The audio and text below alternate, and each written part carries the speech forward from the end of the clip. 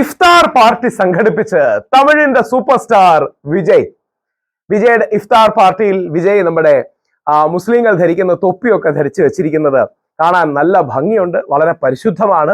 ആ മതസൗഹാർദ്ദത്തിന് വേണ്ടിയുള്ള വിജയുടെ നീക്കം വളരെ സ്വാഗതാർഹവുമാണ്. തലയിൽ തൊപ്പിയൊക്കെ വെച്ച് പ്രാർത്ഥനയ്ക്കൊപ്പം ഇരുന്ന് മുസ്ലിം മതപണ്ഡിതനോടൊപ്പം പ്രാർത്ഥന നടത്തുന്നത് വളരെ പോസിറ്റീവായ ഒരു കാര്യമാണ്. വലിയ രീതിയിലുള്ള ജനാവലി അവിടെ ഉണ്ടായിരുന്നു.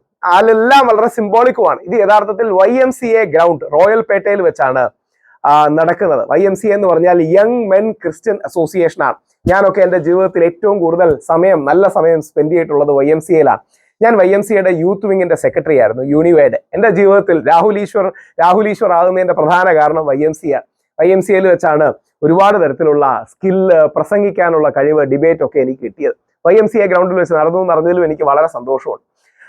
15 മോസ്കുകൾ, ചെന്നൈയിലെ മദ്രാസിലെ 15 മോസ്കുകളിലെ ഇമാമും ഏകദേശം 3000-ലധികം ആൾക്കാർക്കുള്ള ആഹാരവും ആൾക്കാരെ അക്കോമഡേറ്റ് ചെയ്യാനും അവിടെ കഴിഞ്ഞിരുന്നു. വിജയ് പ്രാർത്ഥനകളോടുകൂടി ഒരു ദിവസം ഉപവസിച്ചു, ഒരു ദിവസം ഫാസ്റ്റിംഗ് ചെയ്തു. എല്ലാവിധ ഇസ്ലാമിക് കസ്റ്റംസും അല്ലെങ്കിൽ അതിന്റെ രീതിരിവാസങ്ങളെല്ലാം വെച്ച് എല്ലാ രീതിയിലും അദ്ദേഹം ഒരു ദിവസം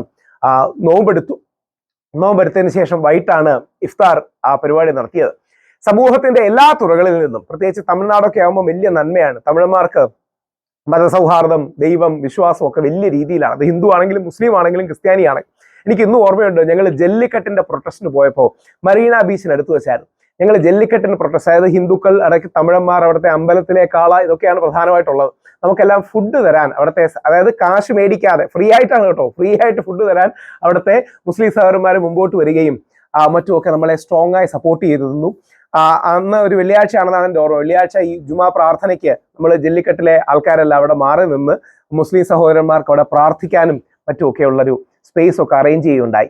വലിയ രീതിയിൽ മതസൗഹാർദ്ദവും കമ്മ്യൂണിറ്റി ബോണ്ടിങ്ങും മുമ്പോട്ട് വെക്കുന്ന വിജയ് ഇതൊക്കെ കൊണ്ടാണ് ഗ്രേറ്റ് ഓഫ് ഓൾ ടൈം ആകുന്നത്, ഗോട്ട് ആകുന്നത്. ആ അർത്ഥത്തിൽ വളരെ പോസിറ്റീവായിട്ട് ഉള്ള കാര്യങ്ങളാണ് ഇത് ചെയ്യുന്നത്. വിജയ് ഇത്തരം കാര്യങ്ങൾ, അത് നമ്മുടെ നാടിന്റെ നന്മയാണ്. ആ പരിശുദ്ധ റമദാനിൽ വിജയ് ക്രിസ്ത്യൻ വിശ്വാസത്തിൽ ജനിച്ച വ്യക്തിയാണ്. ജോസഫ് വിജയ് എന്നാണ് അദ്ദേഹത്തിന്റെ പേര്. ഹിന്ദുവും ക്രിസ്ത്യാനിയും മുസ്ലിമും എല്ലാം വളരെ പോസിറ്റീവായി പോകാനും പരസ്പര വിശ്വാസങ്ങളെ ബഹുമാനിക്കാനും ആദരിക്കാനും ഒരു സിനർജി കണ്ടെത്താനും ഉള്ളൊരു സ്പേസാണ്. ഇതൊന്നും ചെയ്യുന്നത് ഫോട്ടോഷൂട്ടിന് വേണ്ടിയോ മതസൗഹാർദ്ദ ഫോട്ടോഷൂട്ട് ഉണ്ടാക്കാനല്ല.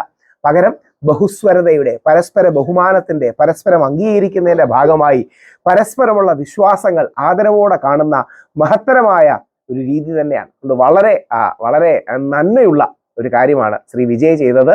അതിന് വിജയ്ക്ക് വലിയൊരു സല്യൂട്ട് കൊടുക്കും.